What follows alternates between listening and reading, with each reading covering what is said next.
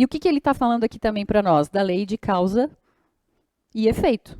Então, se eu fiz as minhas boas ou más ações, vão determinar o meu estado quando eu desencarnar. Porque se eu estou vivendo uma vida muito conturbada, provavelmente quando eu desencarnar, eu vou me afinizar com espíritos que também estão mais conturbados. E ao contrário também. Ah, Ana, mas quer dizer então que a gente tem que viver uma vida de perfeição? Não, isso não existe. Mas sim, a gente pode, tendo consciência, ter um desencarne melhor e uma vida melhor.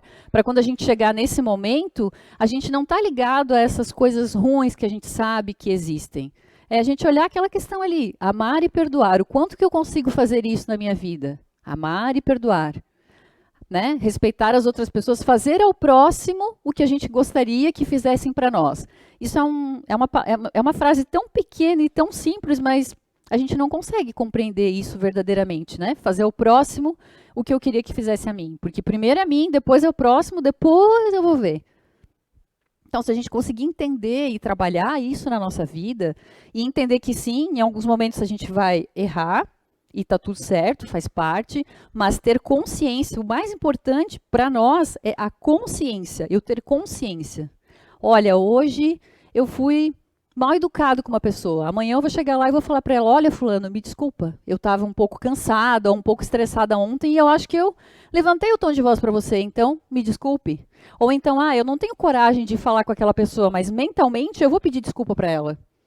Acreditem, esse pensamento, essa boa energia que você está mandando para aquela pessoa vai chegar até ela.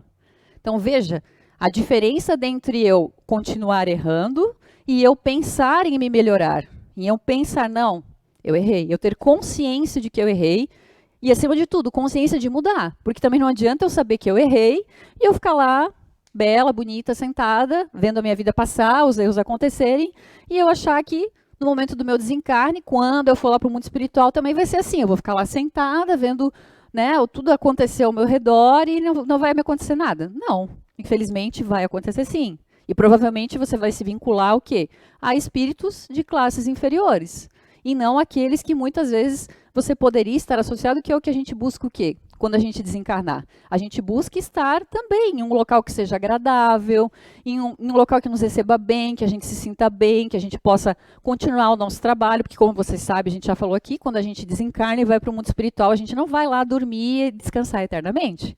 A gente vai seguir a nossa evolução, e em algum momento a gente vai estudar, em algum momento a gente vai trabalhar.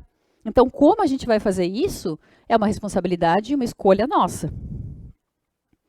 Aí, falando um pouquinho agora sobre a simbiose, então, o que significa essa palavra simbiose? Ela é um termo que vem do grego e significa viver junto. Então, quando a gente está falando de simbiose, é uma vida em comum, uma ligação que a gente tem. E essa simbiose espiritual é a associação de dois seres que podem ter influência de um sobre o outro, ou de ambos entre si, podendo essas relações serem úteis ou prejudiciais às duas partes, favoráveis ou nocivas para apenas uma delas. Então, pessoal, fazendo uma analogia, se a gente pensar numa planta, que muitas vezes vai se agarrando a outra e passa a se nutrir dessa planta, a mesma coisa a gente vai pensar nessa questão da simbiose. Essa simbiose ocorre entre o quê? Entre nós encarnados e os desencarnados.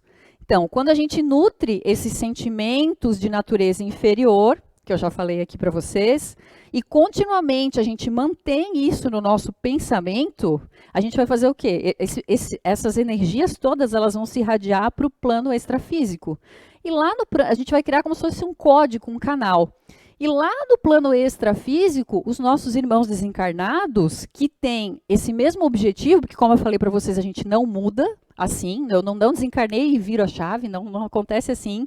Eles vão fazer o quê? Eles vão se conectar com a gente. É a mesma coisa da gente falar da estação de rádio. Eu sintonizei aqui a 102.7, essa rádio aqui, aquele espírito desencarnado, ele vai pegar essa mesma frequência que eu estou. Ah, se eu estou nessa frequência de reclamação, na minha vida tudo dá errado, eu não gosto de nada, nada dá certo, eu não me esforço para nada. Ah, ok. Então, lá pode ser que você encontre um espírito desencarnado que ele vai pegar essa mesma frequência que você, e aí pode ser que ele comece a te acompanhar. E aí você pensa na quantidade de pessoas que a gente tem e desencarnados, o quanto que isso pode criar uma força. Ou seja, esse espírito desencarnado, essa simbiose, nada mais do que uma conexão que esse espírito vai estar fazendo com a gente. Então, tudo que a gente pensa e deseja com mais frequência para o nosso lado negativo, que são exatamente o quê? Esses vícios que eu estou falando para vocês, vão atrair esses espíritos sofredores.